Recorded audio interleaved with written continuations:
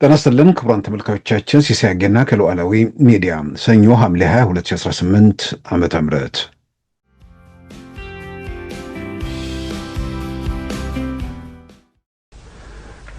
የመጀመሪያው ስህተት አፄ ቴዎድሮስ ሲፈጽሙት ትራጀዲ ነው የነበረው። አሳዛኝ ክስተት ነው የነበረው። ደርግ ሲፈጽመው ከቀልድም የባሰ ነው የነበረው።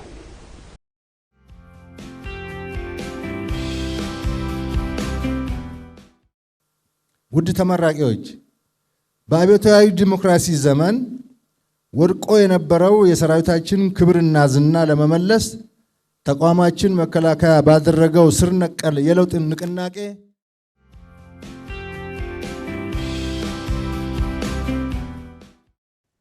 በቀደመው መግለጫቸው 4 ኪሎ ጋር ነበር የሚቀብሩ የሚፈጸመው።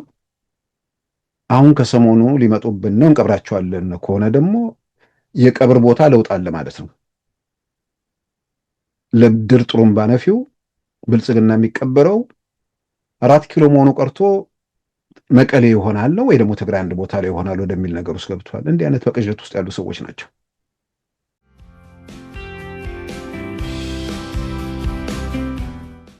ትግራይ ውስጥ የሽግግር መንግስት ወይ የመሸጋገሪያ ሂደት ውስጥ እሱ ኃላፊነቱ እንደሚወስድ ይጠበቃል።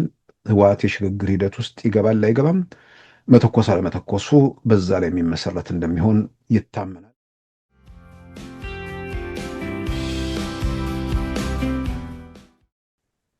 ስለዚህ ይህንን ለማስተካከል በአምባሳደር ማሳድ ቦለስ በኩል ካይሮ ድረስ ተሄዶ የተደረጉ ጥረቶችን ሰምተናል። አሁን የምንሰማቸው ከኤርትራው አምባሳደር ከኤርትራው የውጭ ጉዳይ ሚኒስትር አቶ ኡስማን ሳላ ጋር እዛ ካይሮ ተነጋግረው ነበር። ግን ከዛ በኋላ ያሉ ምልክቶች ከፕሬዝዳንት ኢሳያስ በኩል አሁንም ቀና ነገር የለም የሚል ነገር ነው። ምናልባት የመጨረሻ ሙከራዎች በግብጽ በኩል ይኖራሉ ተብሎ ይጠበቃል።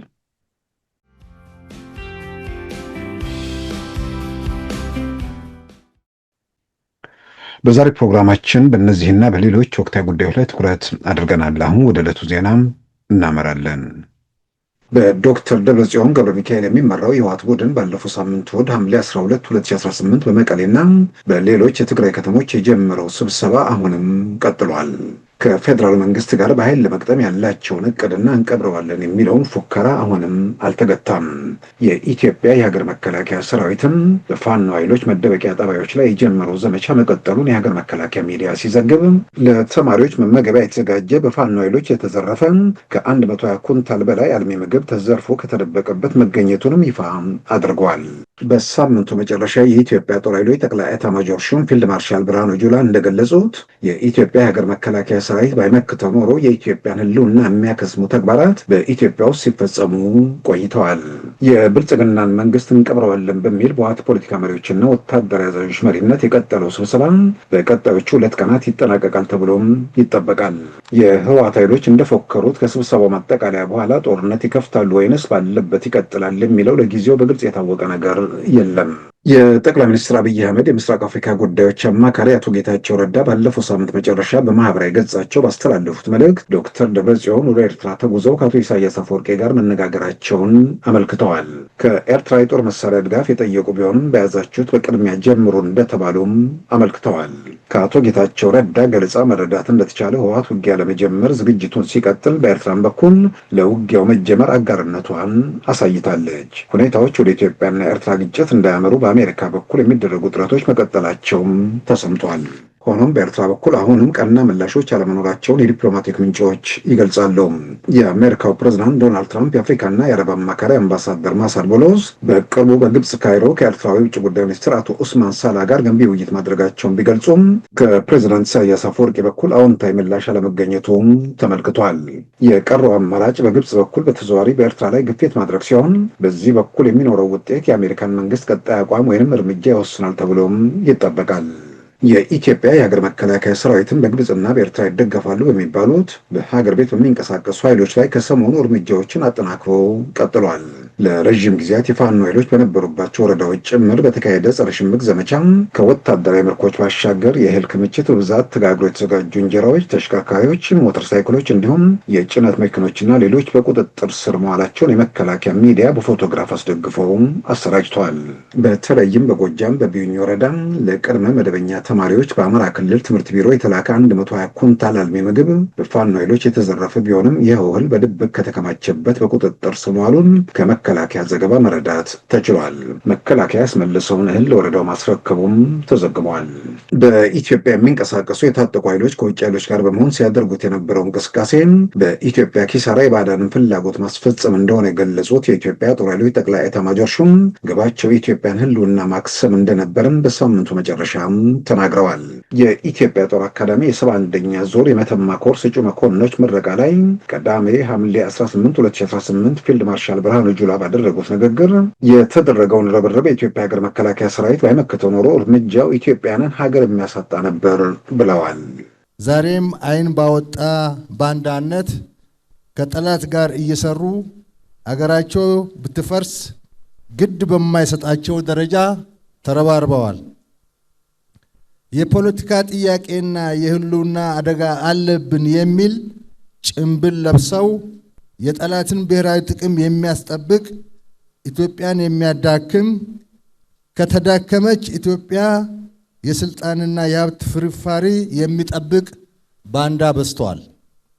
ክቡራትና ክቡራን፣ ዛሬ በሀገራችን በከፍተኛ የልማትና የብልጽግና እንቅስቃሴ ላይ ሆና ዘርፈ ብዙ የሆነ ውጤት እያስመዘገበች በመገኘቷ ያንገበገባቸው ባዕዳን ያልፈበረኩ ሴራ፣ ደባና ግጭት የለም።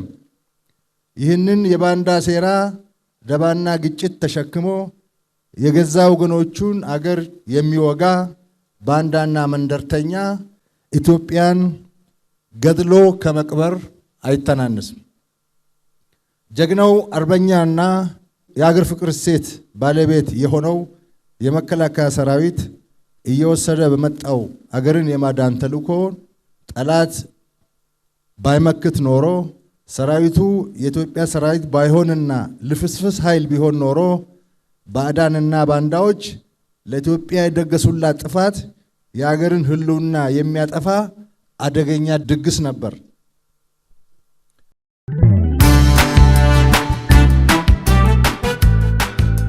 ሉዓላዊ ሚዲያን ይደግፉ። ስራዎቻችንን ለብዙ እንድናደርስ ሰብስክራይብ፣ ሼር፣ ላይክ በማድረግ ሉዓላዊ ሚዲያን ያጠናክሩ። እውነትን እንዘግባለን፣ ኢትዮጵያዊነትን እናቀነቅናለን። መድረኩ ግን ለሁሉም አመለካከት ክፍት መሆኑን እናረጋግጣለን። ሉዓላዊ ሚዲያ።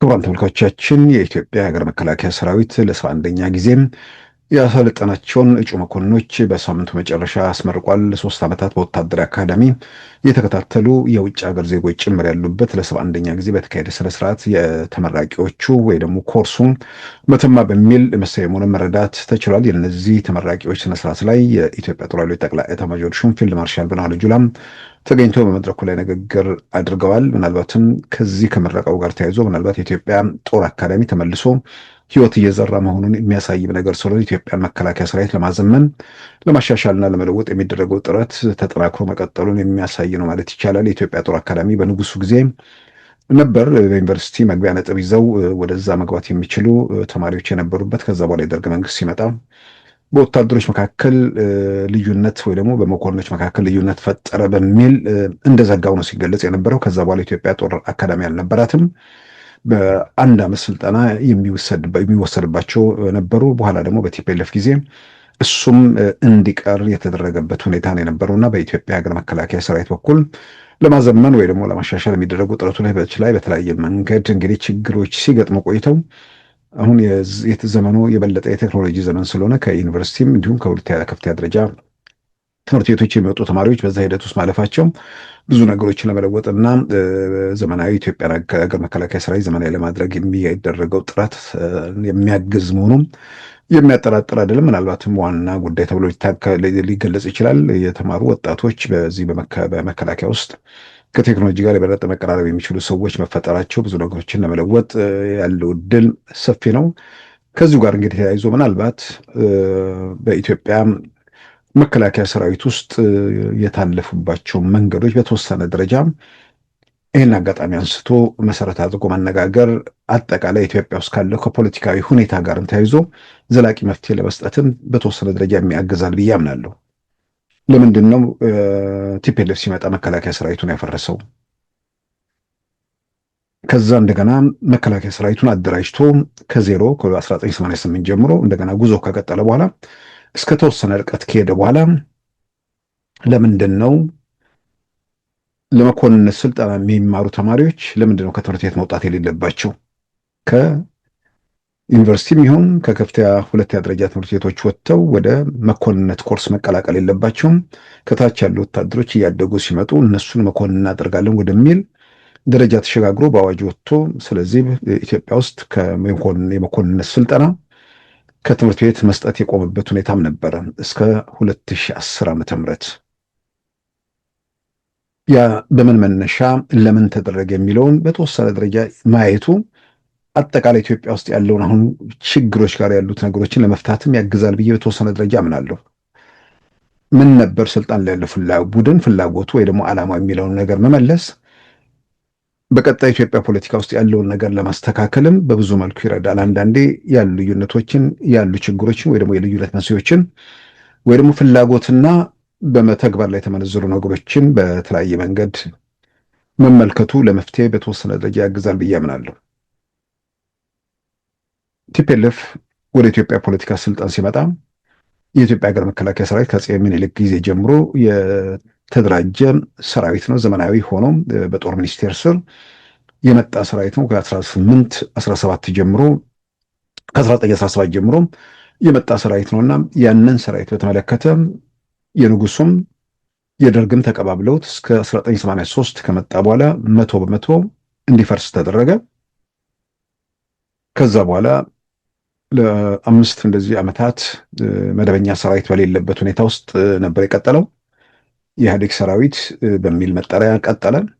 ከ1988 ጀምሮ እንዳለ የኢህአዴግ ሰራዊትን መልሶ የኢትዮጵያ ሰራዊት ለማድረግ ተሸጋገረና አንድ ተብሎ የኢትዮጵያ መከላከያ ቀን በሚል ራሱ መከበር የጀመረው የኢትዮጵያ እንደ ሀገር የመከላከያ ሰራዊት ቀን ደግሞ እንደ መከላከያ ሰራዊት ቀን አንድ ተብሎ 1988 ጀምረ 26 ነው 25 አካባቢ ላይ ያሉ ያው የቲፒኤልኤፍ ዘመን አበቃ። የመጀመሪያው ምናልባትም ያ ሲደረግ የደርግ መንግስትም እኮ የንጉሱን ስርዓት ነው የተቀበለው።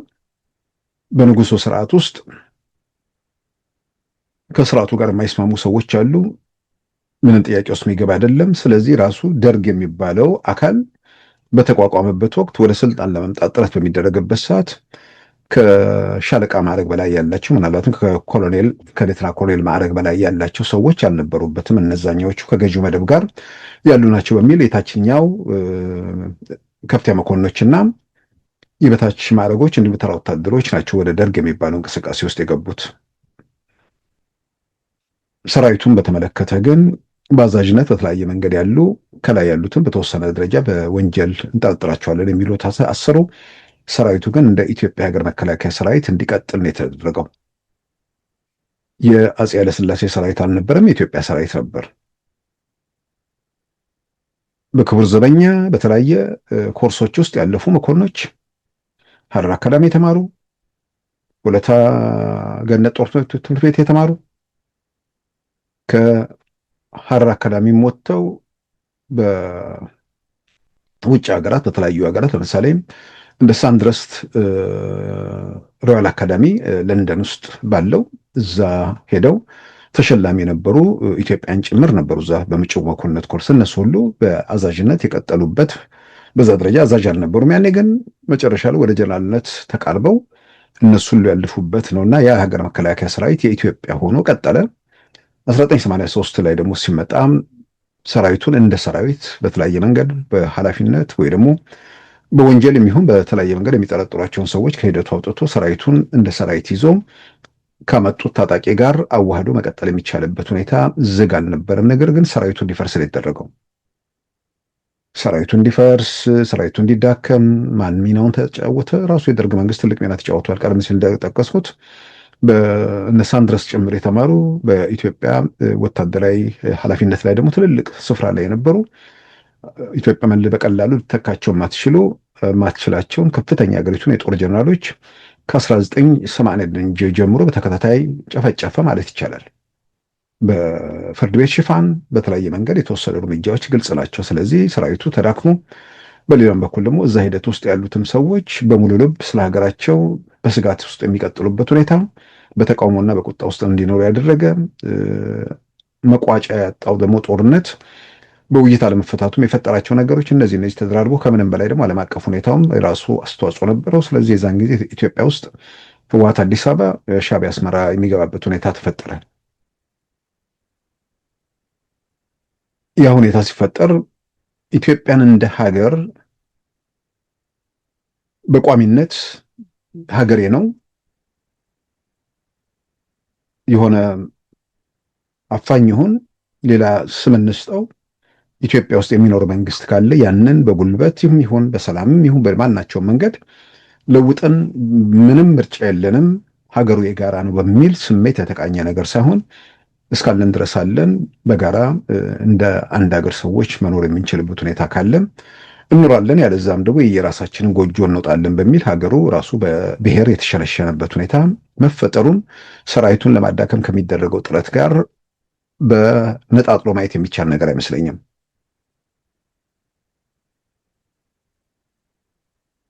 የደርግ መንግስት ሲመጣ ተቃውሞ ወይ ደግሞ ቁጣው ከንጉሱና ከስርዓታቸው እንጂ ከኢትዮጵያ ጋር አይደለም፣ ወይ ደግሞ ከሌላ ስያሜ ልንሰጠው ከምንችለው ኃይል ጋር አይደለም። ስለዚህ የደርግ መንግስት ሲመጣ ከንጉሱ ስርዓት ጋር ውዝግብ ውስጥ ገባ። ንጉሱን አሰረ፣ የተለያየ ነገሮች ተደረጉ። ግን ኢትዮጵያ ሰራዊት ቀጠለ። ቲፒኤልኤፍ ሲመጣ ያን አላደረገም። ኢትዮጵያ እንደ ሀገር ምርጫ የሌለው ነገር መኖር አብሮ መኖር ምርጫ የሌለው ነገር ሳይሆን ደስ ያለው ቀን የፈለገው ክልል ሆኖ ሀገር ሆኖ መውጣት የሚችልበት ሁኔታ ጭምር በህገ መንግስቱ ተረቆ ከህገ መንግስቱ በፊትም በቻርተሩ ጸድቆ የነበረበት ሁኔታ ነውና ያ ለምን ተደረገ የሚለውን ነገር መጨረሻው ምዕራፍ ላይ ካሉ ነገሮች ጋር አብሮ ማያያዝ ያንን ነገር ወደኋላ ሄዶ መገምገም ደግሞ ቀጣዩን ነገር ለማስተካከልም በብዙ ይጠቅማል፣ ይረዳል ብዬ አምናለሁ። 83 ዓመተ ምህረት የኢትዮጵያን ማዕከላዊ መንግስት ስልጣን ተቆጣጠረ። 88 ዓመተ ምህረት ዘመናዊ ሰራዊት ማለትም መደበኛ ሰራዊት ለማቋቋም ተሞከረ። ከበረሃ የመጡት ማዕረግ ተሰጣቸው። እስከ ካልተሳሳትኩ እስከ ሜጀር ጀነራልነት ማዕረግ ተሰጠ። ሰራዊቱ እንደ አዲስ የኢትዮጵያ ሀገር መከላከያ ሰራዊት ተብሎ ቀጠለ። የኢትዮጵያ ሀገር መከላከያ ሰራዊት ተብሎ ከቀጠለ በኋላ ግን በአጭር ጊዜ ውስጥ የኢትዮጵያና ኤርትራ ጦርነት ፈነዳ። ጦርነቱ ሲፈነዳ በአንድ በኩል ሰራዊቱ በጥሩ ቁመና ላይ አልነበረም። ራሱ ታግሎ የመጡ ሰዎችም የተወሰኑት ተባረዋል። ቀደም ሲል የነበረው የኢትዮጵያ ሰራዊት ፈርሷል። ከኤርትራ ጋር ጦርነቱ ሲጀመር ከዛ በኋላ ይሄ ግራ መጋባት ውስጥ የገባ መንግስት ነበር። የቀድሞ ኢትዮጵያ ሰራዊትን በይፋ ጥሪ ያቀረቡ በአንድ ክፍለ ጦር እስከ ማደራጀት ሄዱ። የጦር ጀነራሎች አሁን በህይወት ያሉት እነ ጀነራል ተስፋዬ ሀብተማርያም፣ እነ ጀነራል በኃይሉ ክንዴ በቅርቡ አርፈዋል። እነ ኮሎኔል አምሳሉ ገብረዝጊ፣ እነ ኮሎኔል ንጉሴ አዱኛ በዚሁ ደረጃ እነሱም ንጉሴ አዱኛ እንደውም በጦርነቱ መሀል ነው ያረፉት።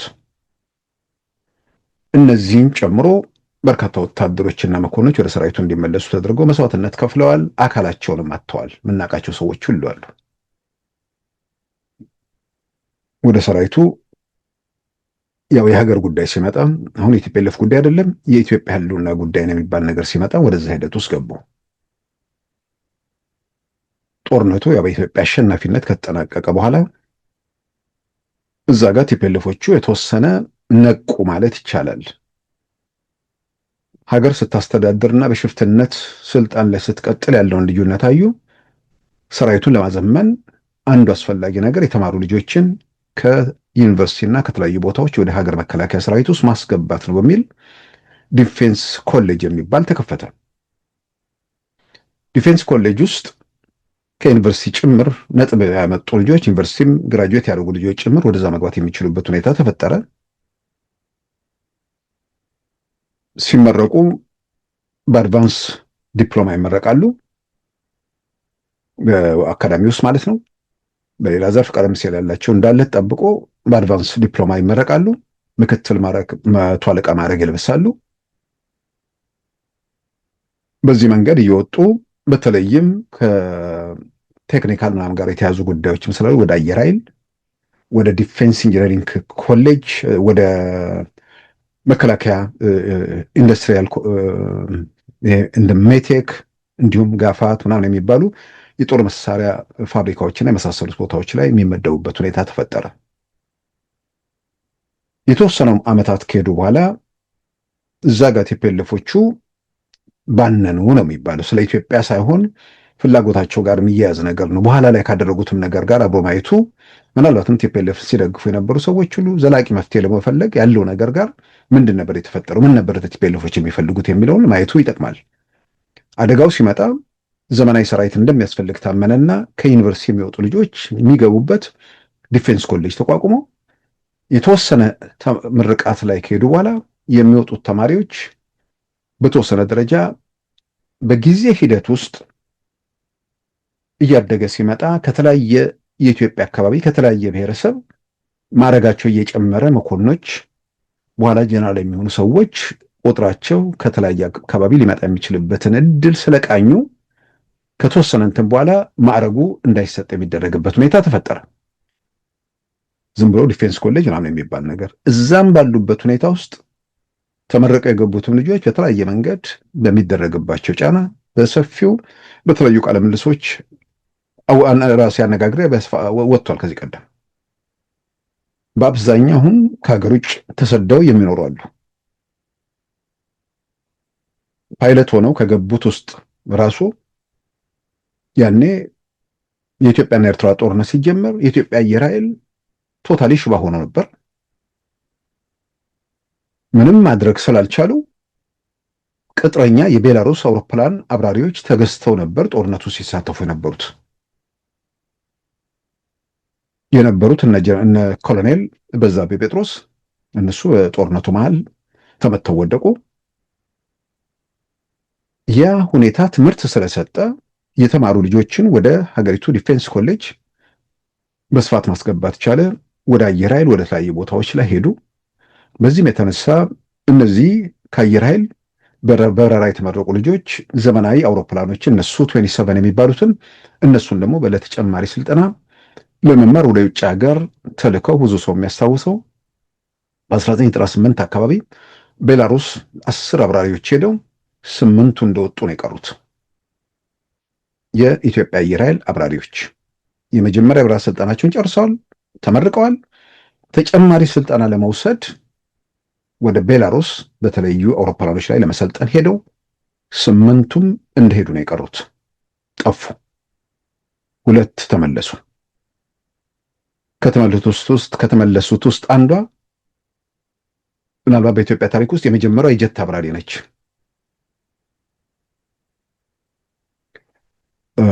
ስም ለጊዜው ዘነጋሁት። ሌላው አንድ ወንድና አንድ ሴት ተመለሱ ወደ ኢትዮጵያ። 8ቱ እንደወጡ ቀሩ። እንደወጡ የቀሩትን በተለያየ መንገድ አግኝተናቸው አነጋግረናል። በቃ የኢትዮጵያ የሚመስል ነገር ማየት ስላልቻሉ ተስፋም ስለማይታያቸው ኢትዮጵያ ውስጥ ባለው ነገር ላይ ደግሞ ተቃውሞ በመግለጽም ጭምር ወጥተው ቀርተዋል። 8 አብራሪዎች በአንድ ጊዜ 10 ከሄደው አስገራሚ አይደለም። ፓይለቷ መጣችልኝ፣ ሃይማኖት፣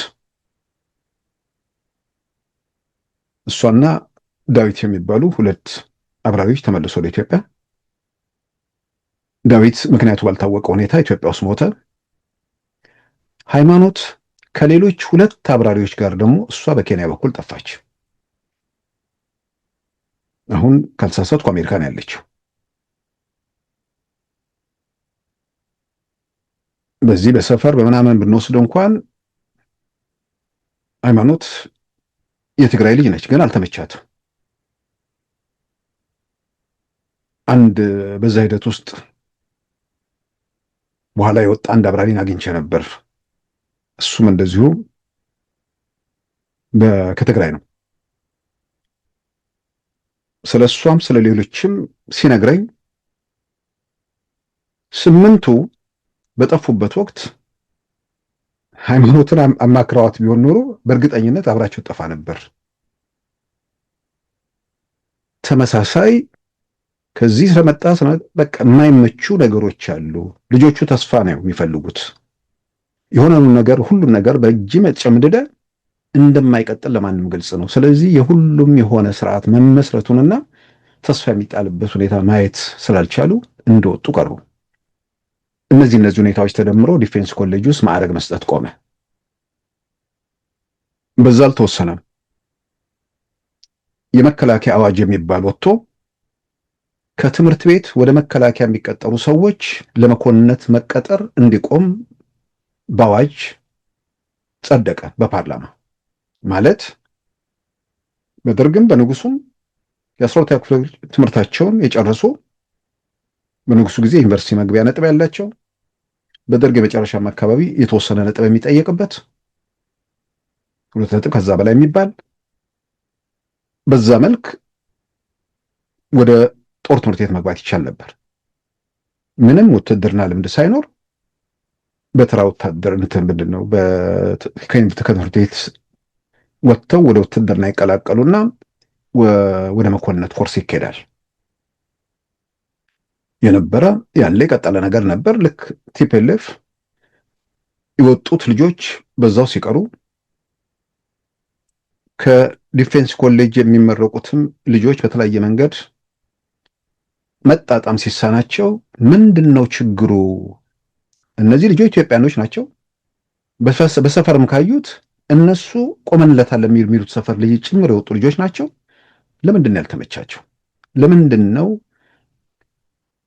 ጥለው ሀገር እየወጡ ያሉት? ለምንድን ነው በዛ ደረጃ ስልጠና ከወሰዱ በኋላ የሚከዱት? ያን መመርመር አልፈለጉም። መፍትሄ አድርገው ያሰዱት የተማሩ ልጆች መከላከያ ውስጥ መግባታቸው ፍጹም አይጠቅምም። ስለዚህ ከስር እያዩቸው ብቃት ያላቸውም ቢሆኑ ለነሱ የሚቆጣጠሯቸው ሰዎች የፖለቲካ ታማኝ የሆኑ ሰዎች እሱን ለመገምገም የሚያስችል፣ ስለዚህ ከታች ጀምሮ ማዕረግ እየተሰጠው ቀስ እያለ እያደገ መኮንን ይሆናል። ለ50ም ለ100ም ዓመት በዚህ መንገድ እንቀጥላለን በሚል የኢትዮጵያ ሀገር መከላከያ ሰራዊት ውስጥ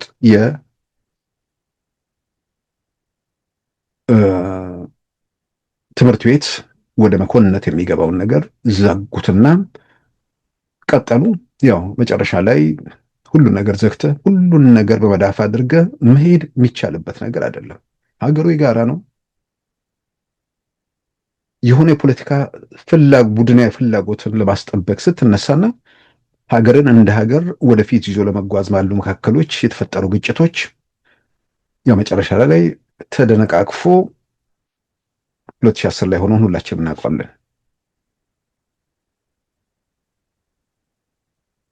2010 ለውጥ ከመጣ በኋላ አንዱ ኢትዮጵያ ውስጥ ከተደረጉት ነገሮች አንዱ የአዋጅ ተሻረ። ከትምህርት ቤት ልጆች ወደ ጦር አካዳሚ መግባት አለባቸው የሚል ብቻ አይደለም።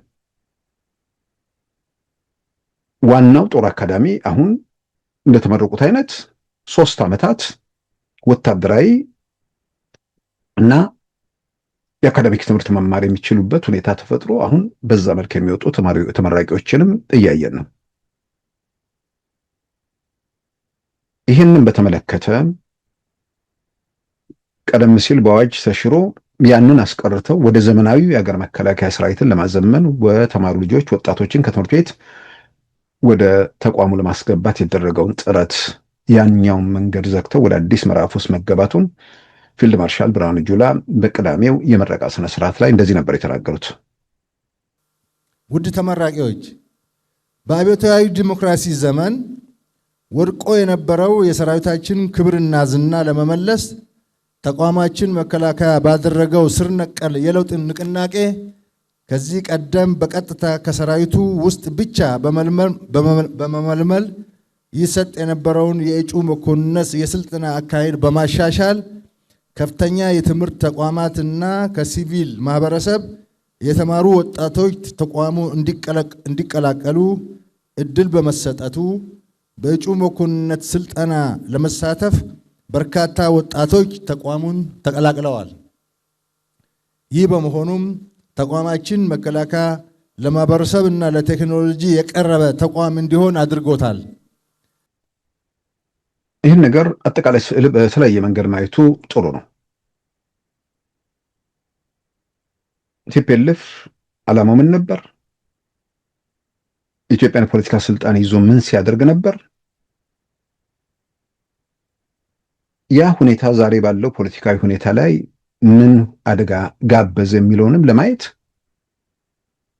ብዙ ጊዜ አሁን ያለውም ይሁን በተለያየ መንገድ እንደ አርአያ የሚወስዷቸው አቶ መለስ ዜናዊ ነው፣ ነፍሳቸውን ይማርና።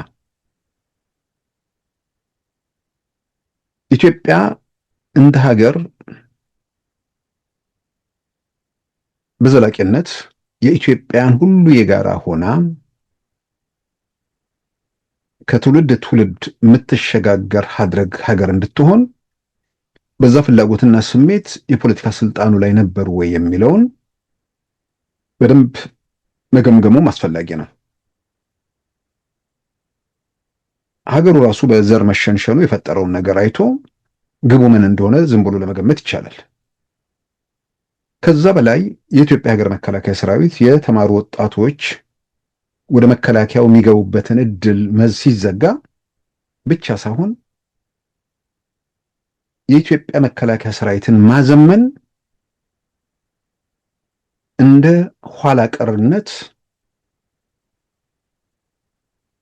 እንደውም ከዘመናዊነት ጋር የመጣላት የጦር የጸብጫሪነት ወይ ደግሞ ኃላፊነት የጎደለው ተግባር ተደርጎ ያለ ሀፍረት በአደባባይ ሲገለጽ አድምጠናል። የደርግ መንግስት የሀገሪቱን ኢኮኖሚ 80% ጦርነት ላይ እያዋለ በነበረበት ወቅት መቼም የደርግ መንግስት ጦርነት ላይ 80% አዋለ ብሎ አሁን ላይ ጥያቄ የሚያነሳሱ ያለ አይመስለኝም።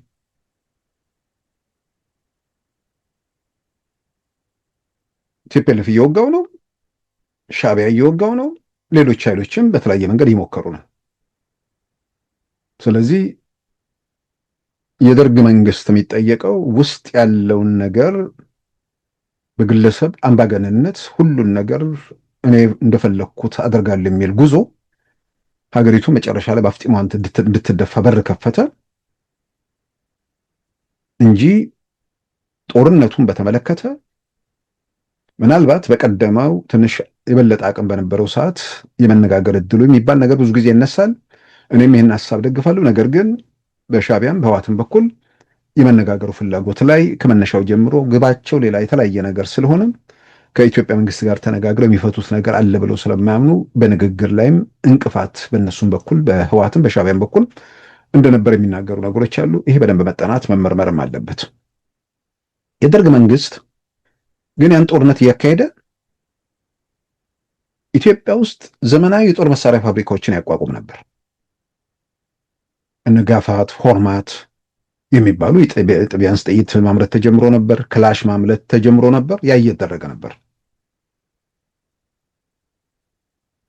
በአንድ ወቅት ይህንን ነገር የተመለከተ አቶ መለስ ዜናዊ ከኢትዮጵያ ቴሌቪዥን ጋር ያደረጉት ቃለ ምልልስ ላይ አፄ ቴዎድሮስ የስልጣኔ መለኪያ ያደረጉት ጦር መሳሪያ መገንባት መስራትን ነው በሚል ያን እንደኋላ ቀርነት ተመለከቱት። ወይ ደግሞ ሌላ ነገር እያለ ወደሚል ነገር ተገባ። ያ ትራጄዲ ነው፣ አሳዛኝ ክስተት ነው። ኢትዮጵያ አፄ ቴዎድሮስ የጦር መሳሪያ ጋፋትን ብለው መድፍ ሙከራ ማድረጋቸውን አሳዛኝ ክስተት ነው ይላሉ። ቪዲዮን አመጣዋለሁ። የደርግ መንግስት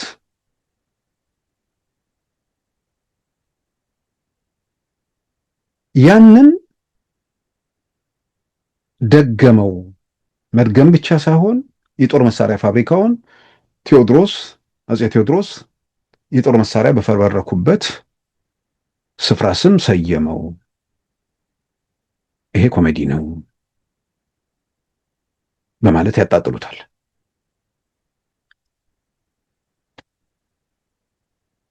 የስልጣኔ መለኪያ ስልጣኔን መጠበቂያ መሳሪያ ያለመደፈር ያለመጠቃትን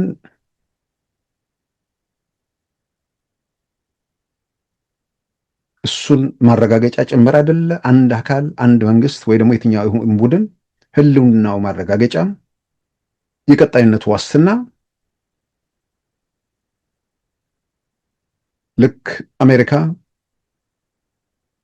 ቬኔዙዌላ ሄዳ ማዶሮን ከመኝታ ቤት ፕሬዝዳንቱን ጎትታ ኒውዮርክ ወስዳ ስታስር ኢራን ውስጥ ደግሞ የፈለገችውን ለማድረግ እንደማትችል አውቀው ወደ ድርድር ስትገባ ያንተ ህልውና የቀጣይነት ዋስትና ጉልበት መሆኑ የሚያጠራጥር ነገር አይደለም።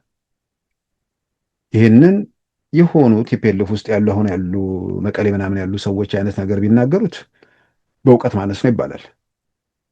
በአቶ መለስ ደረጃ ጉዳቱ ቅንጣት ታክል የሚጠፋቸው ሰው አይደሉም። ግን ምንድን ነበር ፍላጎታቸው የሚለውን ነገር አጠቃላይ ከሰራዊቱ ማፍረስና አዲስ ሰራዊት ከማዋቀር ጀምሮ ያለውን ነገር ሰው ማንም ሰው ማየት ይችላል። ጦር መሳሪያ ፋብሪካ ማቋቋም፣ ሰራዊት ማዘመን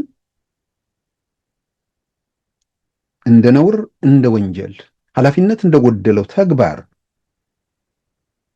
የሚያይ ቡድን ሰራዊቱን ሲያፈርስ ሰራዊቱ በዘመናዊ ወታደር እንዳይሞላ ከትምህርት ቤት ተማሪዎች እንዳይገቡ ሲከለከል አጠቃላይ ህወሓት ወደ ኢትዮጵያ ፖለቲካ ስልጣን ሲመጣ ምን ለማሳካት ነው የሚለውን ነገር በጥቅል መመርመሩ ዛሬ የቀረው ኃይል የሚያደርገው ነገር ጋር ያለውን ነገር ለመመለስም ያግዛል ብዬ አምናለሁ።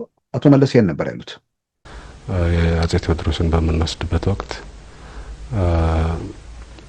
ኢትዮጵያን አንድ የማድረጊያ መሳሪያቸው የጦር መሳሪያ የነበረ ከመሆኑ ጋር ተያይዞ የስልጣኔ መለኪያቸውም የጦር መሳሪያ መስራት ነበር በአገር ውስጥ እና የጦር መሳሪያ ለመስራት ለመጀመሪያ ጊዜ ሙከራ ያደረጉትና መድፍ የሰሩት ወይም ያሰሩት እሳቸው ናቸው።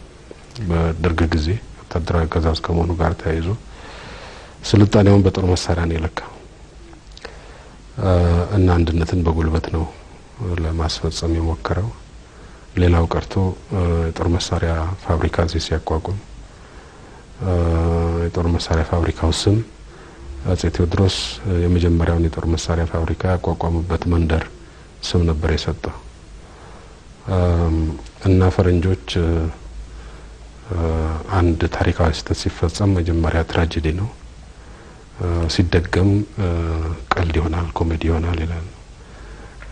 የመጀመሪያውን ስህተት አፄ ቴዎድሮስ ሲፈጽሙት ትራጀዲ ነው የነበረው፣ አሳዛኝ ክስተት ነው የነበረው። ደርግ ሲፈጽመው ከቀልድም የባሰ ነው የነበረው። ይህን በደንብ ማንሳቱ የሚጠቅመው በአጋጣሚ ትላንት ቅዳሜ ዕለት የኢትዮጵያ ጦር ኃይሎች ጠቅላይ ኤታማዦር ሹም ፊልድ ማርሻል ብርሃኑ ጁላ የኢትዮጵያ የሀገር መከላከያ ሰራዊት በቤተ ዲሞክራሲ እየተመራ በነበረበት ሰዓት ከትምህርት ቤት ተማሪዎች መግባት የሚችሉበት እድል ተዘግቶ ነበር። ያንን አስወግደው ወደዚህ ወደ አዲስ ምዕራፍ መመጣቱን የገለጹበትን መነሻ ማድረግ ነው ይሄን ነገር መዘርዝረው።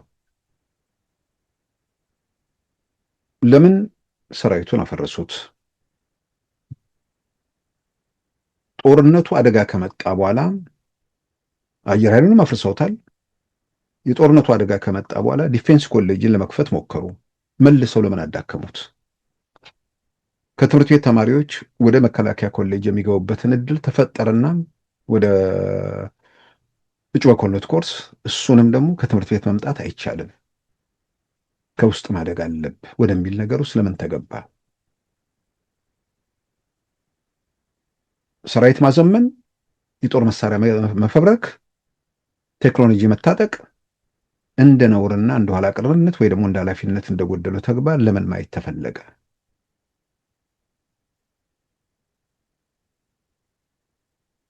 ቲፒኤልኤፍን የያዙ ሰዎች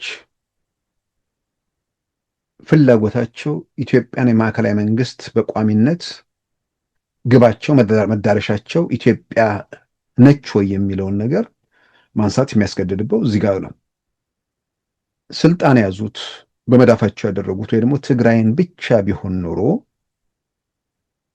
ዘመናዊ ሰራዊት፣ ዘመናዊ ትጥቅ፣ ቴክኖሎጂ አስፈልግም ብለው በዚህ መንገድ ሊሄዱ ይችላሉ ወይ? ማሳካት የምትፈልገው ነገርና በእጅ በያዝከው ነገር ላይ የተፈጠረ ግጭት ነው ወይ እንዲያን ነገር ውስጥ ያስገባቸው? ማንም ጤነኛ ሰው የሀገር ህልውና፣ የትውልድ ቀጣይነት በህልውናህን ማስጠበቅ በምትችልበት አቅም ላይ ይመሰረታል። ጥሩ ምሳሌ ኢራን ነች። ይህን የድምጥ ማጧ ጠፍቶ ነበር። አቅም ባይኖራት ነው ድምጥ ማጧ ይጠፋ ነበር። እነ ኢራቅን እናስታውሳለን። እነ ሳዳም ሁሴን በነበሩበት ጊዜ ኢራቅ የዓለም አርዕስት ነበረች። ዛሬ ኢራቅ ራሱ ካርታ ላይ መኖሯን ስንት ሰው ነው የሚያውቀው? እነ ሊቢያ በጋዳፊ ጊዜ፣ ዛሬ ያች ሀገር የጎበዝ አለቆች መፈንጫ ነው የሆነችው። ምናልባት በቂ አቅም አዳብረው ራሳቸውን ተከላክለው ቢሆን ኖሮ እንዲህ አይነት ሁኔታ ይፈጠር ነበር ወይ? ህልውና በእጅህ ነው፣ በጉልበትህ ነው ህልውና ማስከበር የምትችለው መጠበቅ የምትችለው እዚህ። በተለይ ደግሞ እንደ ኢትዮጵያ ባለ ሀገር ከቀይ ባህር ጋር ከአባይ ውሃ ጋር የተያዙ በርካታ ጉዳዮች ባሉበት የኢትዮጵያ መከላከያ ሰራዊት የኢትዮጵያ አቅም እንዲዳከም መፈለግና ኢትዮጵያ የባህር በር እንድታጣ የተደረገበትም ነገር ህወሓት እንደ ግብ ይዞ የመጣው ኢትዮጵያን በጥቅል የማዳከም ነው ወይ ፕሮጀክቱ የሚለውንም ነገር መፈተሽ ነው።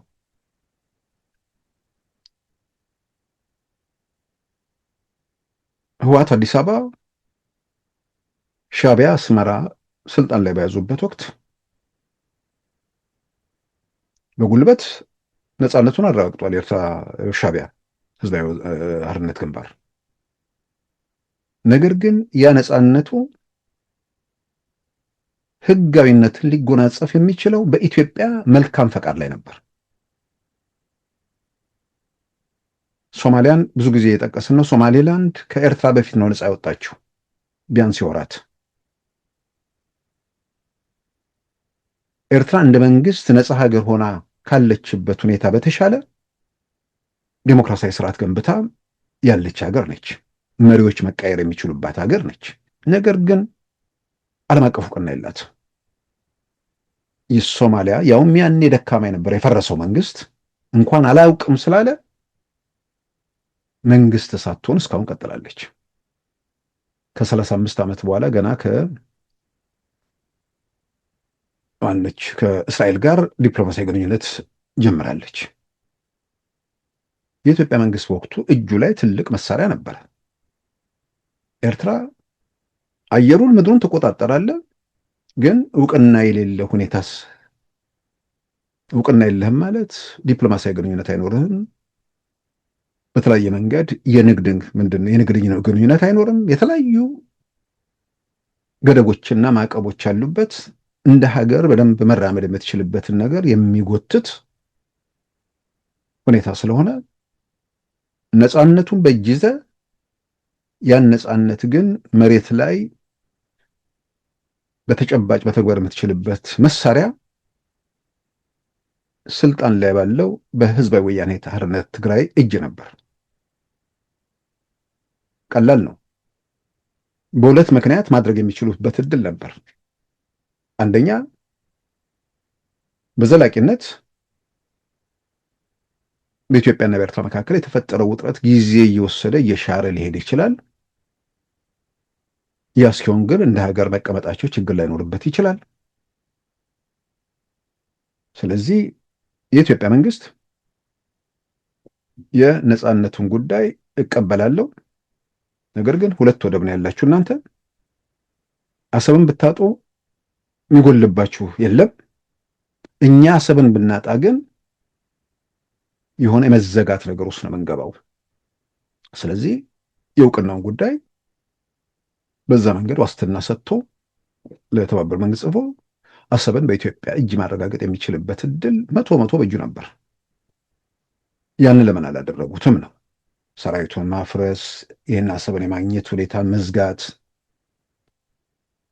ዲፌንስ ኮሌጁን አቋቁሞ እንደገና የመዝጋት፣ ከትምህርት ቤት ተማሪዎች እንዳይገቡ ማድረግ፣ መከላከያን ማዘመንና ማሰልጠን እንደ ነውር እንደ ወንጀል ለማየት የሚደረጉ ጥረቶች፣ እነዚህን ሁሉ አጠቃላይ እንደ ፓኬጅ ሲታይ ምንድን ነበር ማሳካት የተፈለገው? በኢትዮጵያ ምድር ላይ ስልጣን ላይ እስካለው ድረስ አለው። ስልጣኑን ማጣ ከሆነ ግን በተጠባባቂነት የተያዘ ፕሮጀክት ነበር ማለት ነው። ምናልባትም በተለያየ መንገድ መሳሪያው ወደ ኤርትራ ወደ ትግራይ እየተጋዘም ሲደበቅ እንደነበረም በተለያየ መንገድ የተሰማ ነው። ግን በትልቁ ሀገር ውስጥ በባለቤትነት የሚኖረውን የትግራይን ህዝብ በአንድ በተወሰነ ክልል ውስጥ ለማሰር የሚደረገው ጥረት ከነሱ የስልጣን ፍላጎት ባሻገር ለሰፊው የትግራይ ህዝብ በትልቁ ሀገር በባለቤትነት በየትኛውም ጫፍ ላይ በወሳኝነት መኖር የሚችልበትን እድል ዘግቶ ከነሱ የስልጣን ፍላጎት ጋር የተያዘ ነገር አይደለም ወይ? እና አጠቃላይ የኢትዮጵያ ሰራዊትን ለማዳከም የሚደረገውን ጥረትና ኢትዮጵያ ባህር በር ያጣችበትን ምዕራፍ አንድ ላይ እንደ ፓኬጅ ወስዶ መተንተን ዛሬ ለደረስንበት ነገር የራሱ አስተዋጽኦ ይኖራል። ያለውን ችግር ለመፍታትም በብዙ መንገድ ያግዛል ብዬ አምናለሁ። አሁን መቀሌ ያሉት ሰዎች በነገራችን ላይ ባለፈው ሳምንት ፋኖ ሸኔ ምናምን አድርገን 4 ኪሎ እንቀብራለን ብለው ነበር። በሳምንቱ መጨረሻ ላይ ከሶሎዳ ሚዲያ ወደ ሻምበል ሲናገር አሁን የሚወጡ መረጃዎች የተረዳሁት በቀደመው መግለጫቸው 4 ኪሎ ጋር ነበር የሚቀብሩ የሚፈጸመው። አሁን ከሰሞኑ ሊመጡብን ነው እንቀብራቸዋለን ከሆነ ደግሞ የቀብር ቦታ ለውጥ አለ ማለት ነው። ለብድር ጥሩምባ ነፊው ብልጽግና የሚቀበረው 4 ኪሎ መሆኑ ቀርቶ መቀሌ ይሆናል ወይ ደግሞ ትግራይ አንድ ቦታ ላይ ይሆናል ወደሚል ነገር ውስጥ ገብቷል። እንዲህ አይነት በቅዠት ውስጥ ያሉ ሰዎች ናቸው። በፎከርክበት መጠን 4 ኪሎ ስትል ቆይተህ ደግሞ ወደዛ ጋር ለምን ተገባ በግልጽ የሚታወቅ ነገር የለም።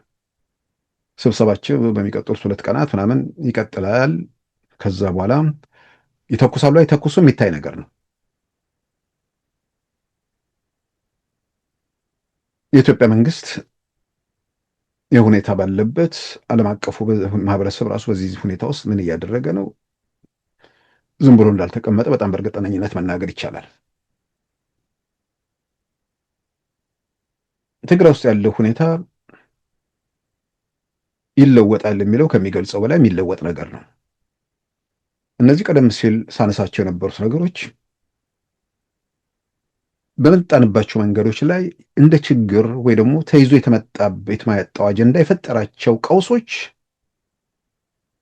ሀገሩን ባጣ ቆየኝ ብለህ ስትይዘውና ምርጫ የለኝም ብለህ ስትይዘው ቢፈጠር ልዩነት አለ። የሆነ ሌላ በተጠባባቂነት በኋላ ኬስ የተያዘ ነገር ካለ አስቸጋሪ ነው። ያ ነገር የፈጠረው ምስቅልቅል ነው ዛሬ ድረስ እየቀጠለ ያለው። በዛ ሂደት ውስጥ በተዛባ ነገር ጭንቅላታቸው ውስጥ የሆነ ነገር ደግሞ የገባ ሰዎች አሉ። አሁን እዛ ማንጁሶቹ ምናምኑ አካባቢ ተነግሯቸዋል። እንደዛ ተብሎ በቃ የበላይ ካልሆኑ መኖር እንደማይችሉ ተነግሯቸዋል። እኩል ሆኖ ለመኖር መወሰን ብቻ ነው ምርጫው። ማንም የበላይ የሆነበት ሀገር በኢትዮጵያ ምድር ውስጥ ሀገሩ ሆኖ አይቀጥልም። የመዝጊያው ምዕራፉ ውርደት ነው የሚሆነው። የተመጣበት መንገድ ላይ ያለውን ክፍተትና ጉድለት አይቶ በኢትዮጵያ ምድር ላይ ከማንም ሳላንስ ከማንም ሳልበልጥ ሀገሬ ነው፣ ምርጫ የለኝም፣ የከፋ ጨቋኝ ስርዓትም ካለ ከሌላ ወንድሞቼ ጋር ሆኜ ያንን ስርዓት አስወግጄ በጋራ ሀገር ውስጥ በባለቤትነት መኖር ነው የሚለውን ተጠባባቂ አጀንዳ ከኋላ ኪሱ ሳታስቀምጥ በዛ ደረጃ መንቀሳቀስ ካልተቻለ ይህንን ነገር ውስጣቸው በደንብ ማብላላት ካልቻሉ እነሱም ብቻ አይደለም አሁንም ትግራይ ላይ እንግዲህ እነዚህ ሰዎች የቀብር ቦታ መርጠዋል። እንቀብራለን ብለው ሄደው ያው ቀብራቸው የት እንደሚፈጸም እርግጠኛ መሆን ይቻላል። ያንን ከመረጡ አበባ ከተደረገበት በኋላ የሚመሰረት ትግራይ ውስጥ የትግራይ ለውጥና የሰላም ምክር ቤት አለ። ሽግግሩን እሱ ነው እንትን በኃላፊነት የሚወስደው። ትግራይ ውስጥ ያለውን መረጋጋት ደግሞ የትግራይ የሰላም ኃይሎች ያንን ጉዳይ እንደሚወጡ ምንም የሚያጠራጥር ነገር አይመስለኝም። ትግራይ ውስጥ ያለውን ነገር መሰረታዊ ችግር አሁን ትግራይ ባለችበት ሁኔታ ውስጥ ምንድን ነው? ትግራይ ውስጥ ሰላምን ማረጋገጥ፣ በተለየ መንገድ የተዳከሙ ነገሮች ያሉ እነሱን ህይወት መስጠትና ከፌዴራል መንግስቱ ጋር ያለውን በምርጫ ምናምን ያለውን ነገር መሰረት ማጠባበቅ ነው። ያንን ሁኔታ ሲደረግ ቲፒኤልኤፍ ራሱን ሪሴት ማድረግ አለበት፣ የትኛውም ወገን።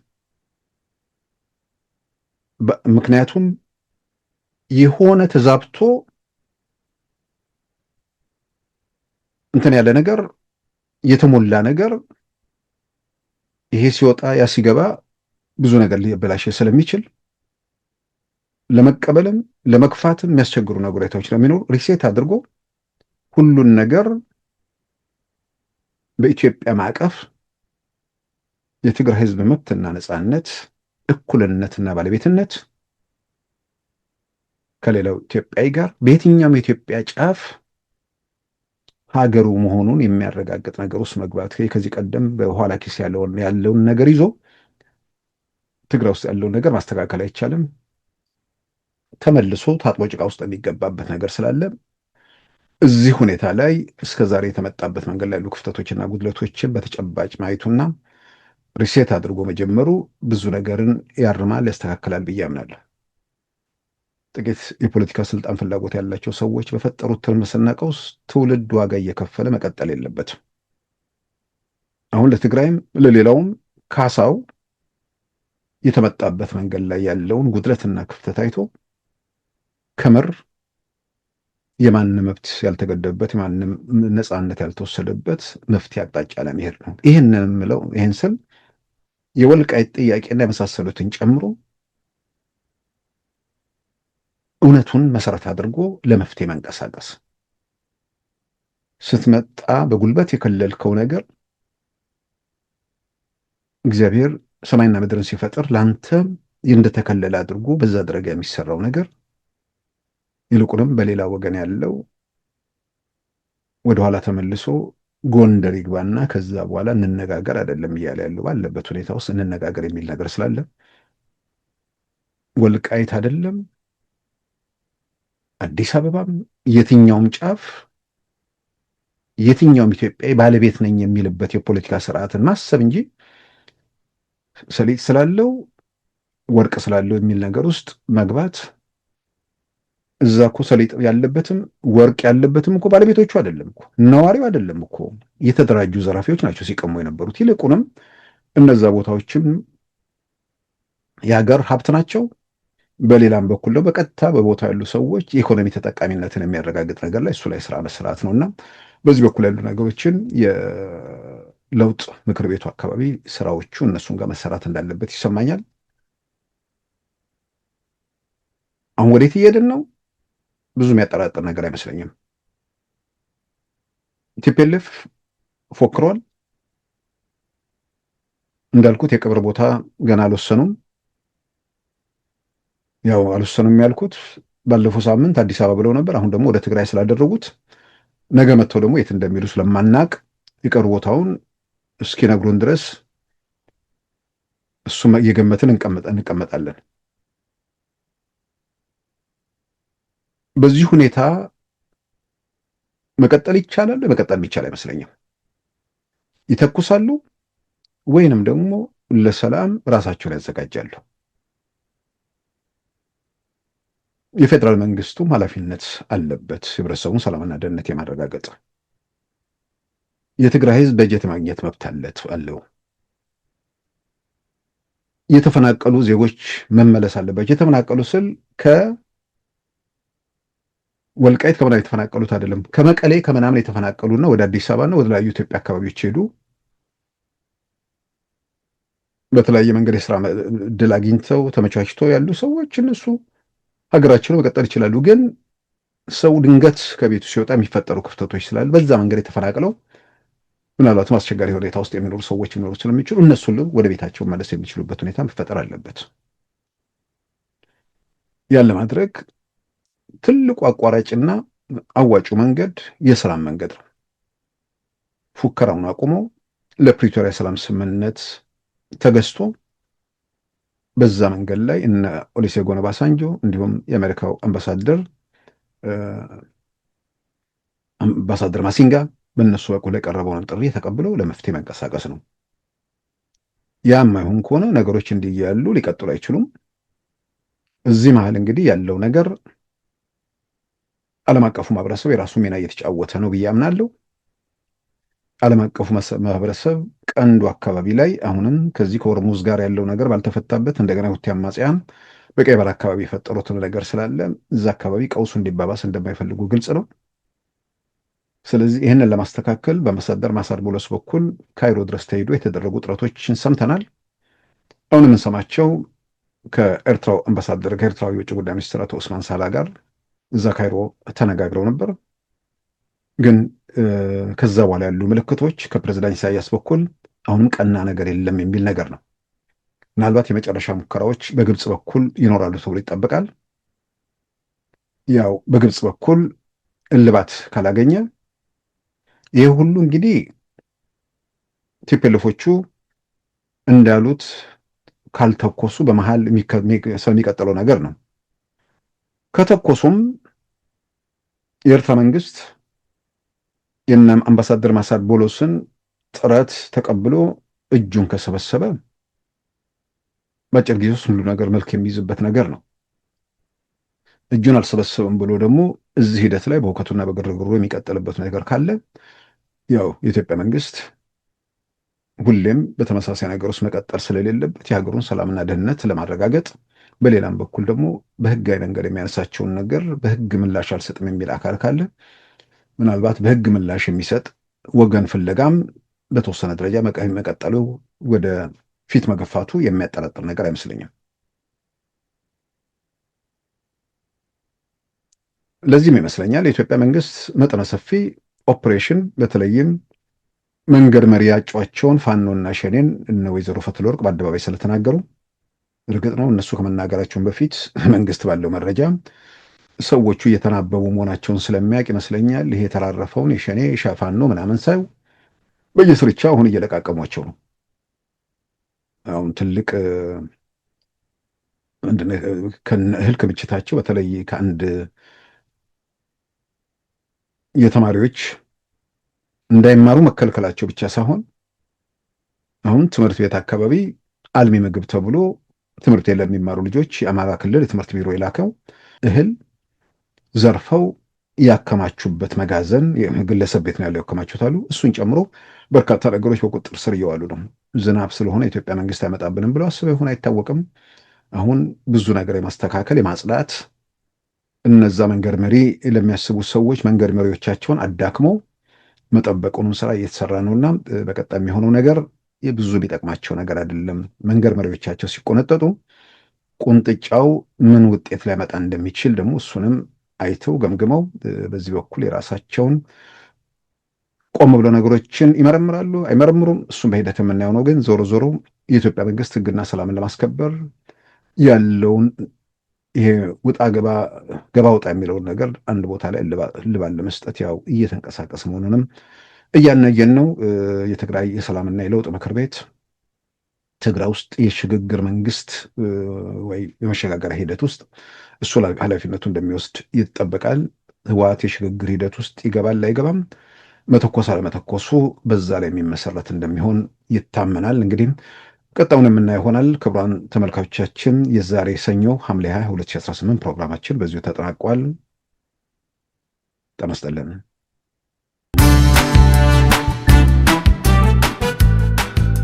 ሉዓላዊ ሚዲያን ይደግፉ።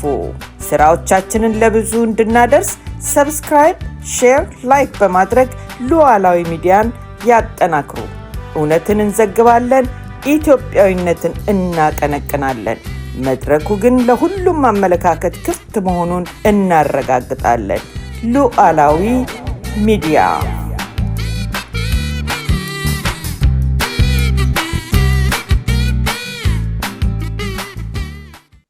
የዛሬ ሰኞ ሐምሌ 20 2018 ፕሮግራማችን በዚሁ ተጠናቋል። ጤና ይስጥልን።